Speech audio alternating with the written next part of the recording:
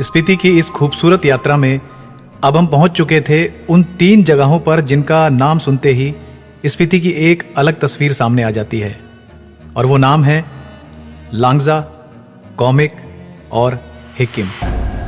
सबसे पहले हम पहुंचे लांगजा, और यहां आते ही ध्यान जाता है भगवान बुद्ध की इस विशाल प्रतिमा पर। खुले आसमान और चारों तरफ पहाड़ों के बीच खड़ी ये मूर्ति लांगजा की एक अलग ही पहचान है। इसके बाद हम निकल गए अपने अगले पड़ाव कॉमिक की तरफ।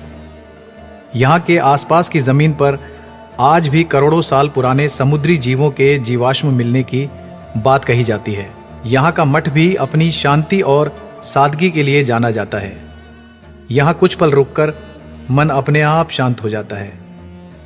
और फिर हम पहुंचे हिक्किम, दुनिया के सबसे ऊंचे डाकघरों में से एक। तो चलिए आज की इस यात्रा में लांगजा से कॉमिक और फिर कॉमिक से हिक्किम तक चलते हैं और देखते हैं इन ऊंचाइयों पर बसा स्पीति अपने अंदर क्या क्या छुपाए हुए है।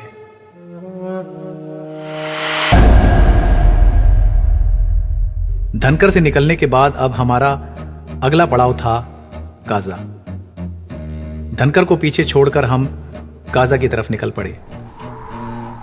रास्ते में फिर वही स्पीति के खूबसूरत पहाड़ और नीचे बहती हुई नदी सफर को और खूबसूरत बना रही थी।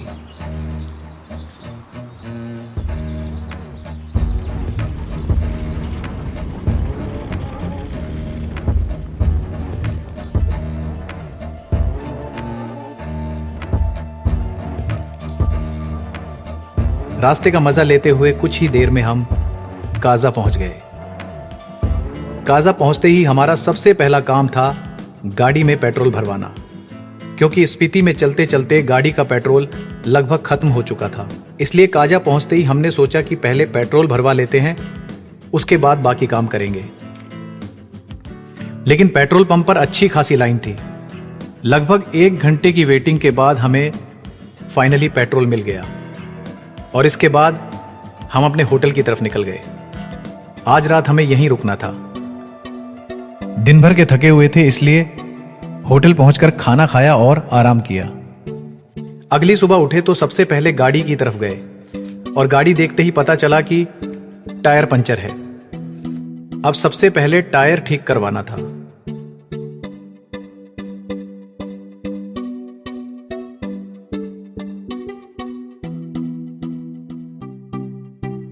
गाड़ी का पंचर लगवाया और फिर काजा मार्केट घूमने निकल पड़े।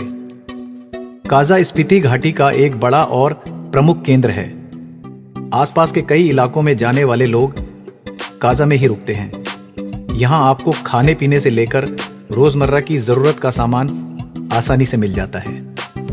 और पहाड़ों के बीच इतनी दूर आने के बाद जब काजा मार्केट में घूमते हैं तो यहां थोड़ी चहल पहल भी दिखाई देती है।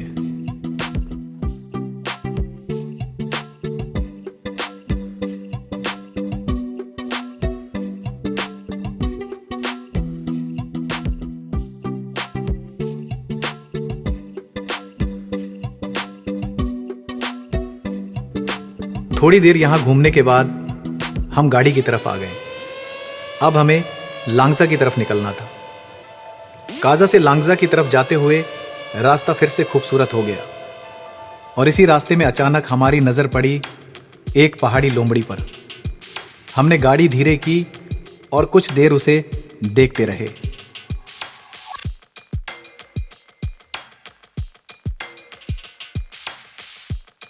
थोड़ी ही देर में हम लांगजा पहुंच गए।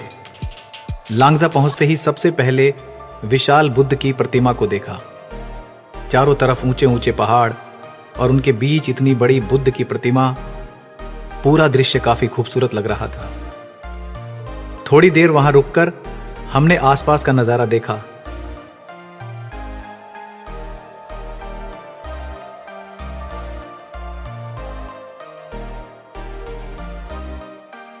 और फिर हम अपने अगले पड़ाव की तरफ निकल पड़े और हमारा अगला पड़ाव था कॉमिक।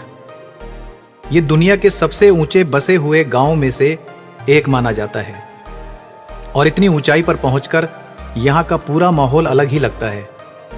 यहाँ आसपास की जमीन पर करोड़ों साल पहले समुद्री जीवों के जीवाश्म भी मिल जाते हैं। कॉमिक में हमने यहाँ के मठ को भी देखा, जो अपनी शांति और सादगी के लिए जाना जाता है।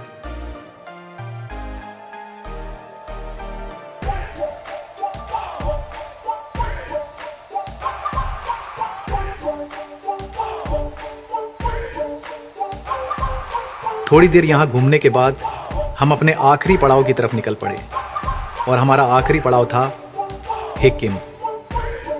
हिक्किम अपने पोस्ट ऑफिस और एक जैसे घरों के लिए पूरी दुनिया में जाना जाता है। यहाँ के पोस्ट ऑफिस को दुनिया के सबसे ऊंचे डाकघरों में से एक माना जाता है और इतनी ऊंचाई पर पहुंचकर वहां से एक चिट्ठी भेजने का तो मजा ही अलग है। मैंने भी अपना लेटर लिखा और उसे पोस्ट ऑफिस के इस विशाल लेटर बॉक्स में डाल दिया। हिक्किम में अपना लेटर पोस्ट करने के बाद हमने वहां से निकलने की तैयारी कर ली। लेकिन स्पीति का सफर अभी खत्म नहीं हुआ।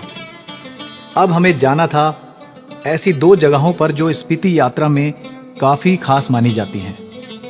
सबसे पहले हम जाएंगे चीचम ब्रिज, जो गहरी स्पीति घाटी के ऊपर बना हुआ है और दुनिया के सबसे ऊंचे पुलों में गिना जाता है।